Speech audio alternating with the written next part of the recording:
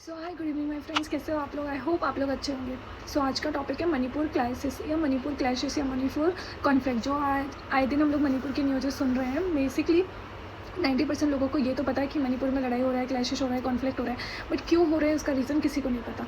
तो आज इसी के थ्रू, इस वीडियो के थ्रू मैं आपको ये बताऊंगी कि मणिपुर में कौन सी प्रॉब्लम चल रही है, किस वजह से वहाँ पे इतने कॉन्फ्लिक्ट बढ़ रहे हैं, किस वजह से बार बार उसकी न्यूज़ आ रही है। तो ये न्यूज़ है आज से 3 साल पुरानी 2023 की 16 अप्रैल 2023 को हाई कोर्ट का एक जजमेंट आया, एक नोटिफिकेशन आया था। उसमें बोला गया था कि जो मतलब बेसिकली क्या है, मणिपुर एक स्टेट है, इंडिया के नॉर्थ ईस्ट में एक स्टेट है, एक छोटा सा स्टेट है, हिल एरिया वाला है। तो यहाँ पे दो कम्युनिटी रहती हैं। तो एक कम्युनिटी है मेती कम्युनिटी, जो चाहती है कि उसको एसटी स्टेटस मिले, यानी कि शेड्यूल ट्राइब का स्टेटस मिले। तो वो उसकी लगातार उसकी डिमांड कर रही है। वहीं दूसरी जो कम्युनिटी है वो है यहाँ पर नागा एंड कुकी। तो ये दोनों कम्युनिटी है जिसमें नागा और कुकी दोनों को मिलाकर कुछ 16% है, और ये पूरा जो है 60 या 56 के आसपास ये है। तो इन दोनों में क्लेशेस हो रहे हैं। ये जो एसटी की डिमांड कर रही है मेती कम्युनिटी, चाहती है कि उनको एसटी शेड्यूल ट्राइब का दर्जा मिल जाए। तो इसकी डिमांड जब वो कर रही थी तो हाई कोर्ट ने उनको इसके एसटी का दर्जा देने की बात कह दी। तो इसके बाद प्रोटेस्ट बढ़ गया, क्योंकि ये दूसरी जो कम्युनिटी वो नहीं चाहती कि इनको ये दर्जा मिले। तो अभी मुद्दा क्या है, इनको लगता है एसटी मतलब मैती कम्युनिटी को लगता है कि अगर हमें शेड्यूल ट्राइब का दर्जा मिल जाता है, जो हम डिमांड कर रहे हैं, हमें दर्जा मिल जाता है, तो हमें बहुत सारे राइट्स मिल जाएंगे। जो कुकी और नागा जनजाति है उनकी ज़मीन को खरीदने का मिल जाएगा, हमें लैंड्स के राइट्स मिल जाएंगे, आइडेंटिटी का राइट्स मिल जाएगा। मोस्टली वो अपना अधिकार जताएंगे।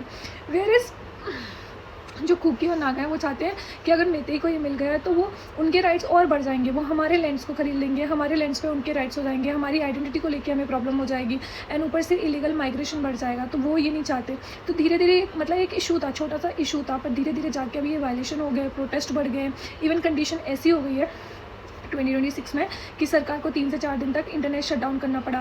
मतलब मणिपुर के कुछ डिस्ट्रिक्ट में इंटरनेट को बंद कर दिया, बैन लगा दिया था। उसके बाद सीएम को भी सिक्योरिटी की वजह से हेलीकॉप्टर से जाके ट्रैवल करना पड़ा।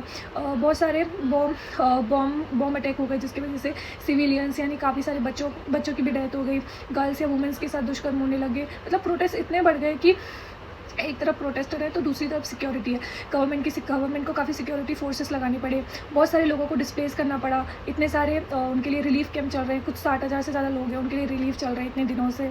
तो 2026 में ये जो मुद्दा था ना, पहले का जो मुद्दा था वो मुद्दा, और अब नए नए और प्रोटेस्ट बढ़ते गए। तो छोटे छोटे इशू से इतना बड़ा वायलेशन हो गया है। तो फिलहाल अभी मणिपुर पर सरकार ने अपनी सिक्योरिटी तो बहुत तैनात कर दी है, इंटरनेट भी बंद कर दिया है, कुछ ना कुछ सॉल्यूशन निकाल रहे हैं। बट अभी यहाँ पे इसका सॉल्यूशन निकालना इतना ईजी नहीं है, क्योंकि यहाँ पे मल्टीपल फैक्टर इन्वॉल्व हो गए हैं। बट स्टिल हम प्रे करेंगे कि जल्दी से जल्दी ये इशू खत्म हो। मैंने कोशिश की कि मैंने इस टॉपिक को थोड़ा बैलेंस ही रखा है, ना इसके अपर पॉइंट ज़्यादा रखे ना नेगेटिव पॉइंट रखे, क्योंकि एक सेंसिटिव मुद्दा है, और जो सेंसिटिव मुद्दे होते हैं